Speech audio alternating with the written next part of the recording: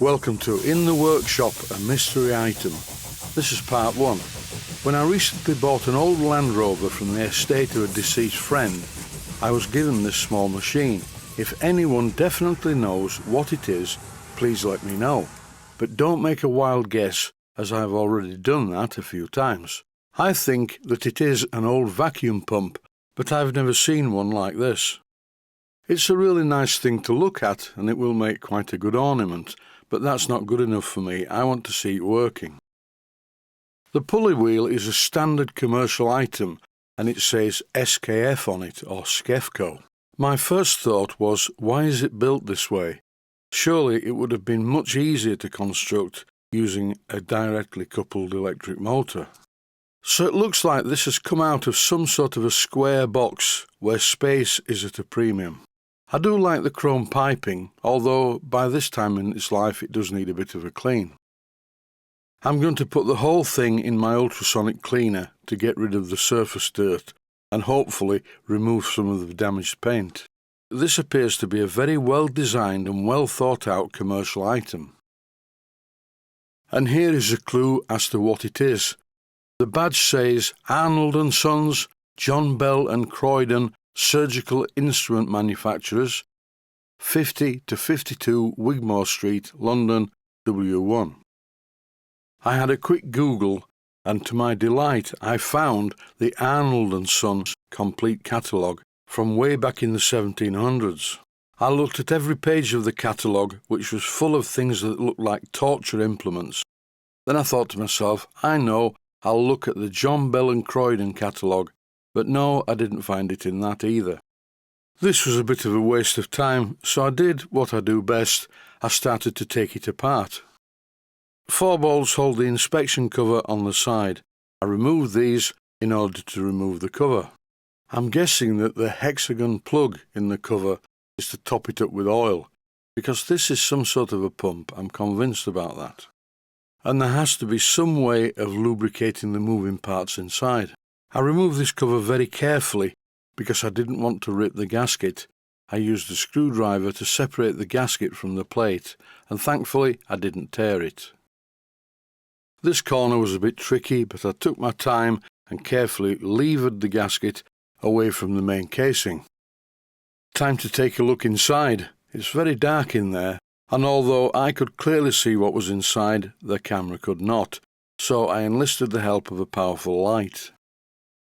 Interestingly, the crankshaft resembled the crankshaft of a Stuart Sirius, but I don't think this is a Stuart model in any way. I do fancy renovating this machine because it's very well made and it's quite good. I don't know what it is yet, but I have a good idea.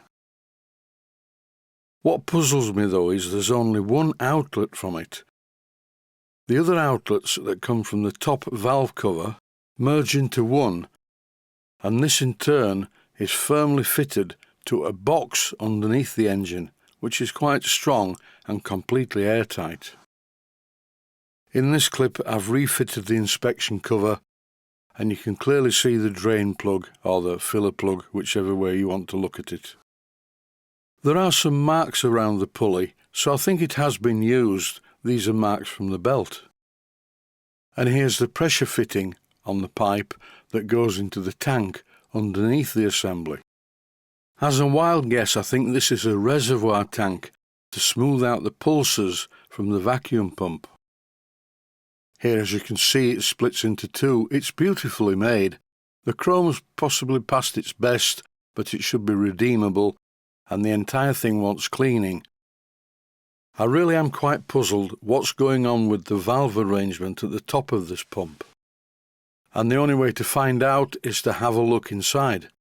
So I started to dismantle it, and as I dismantled it, I did notice there are 4 springs.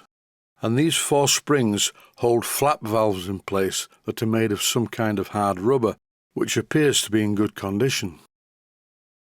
Removing the 6 4BA bolts around the top will allow me to have a look at this cover in detail.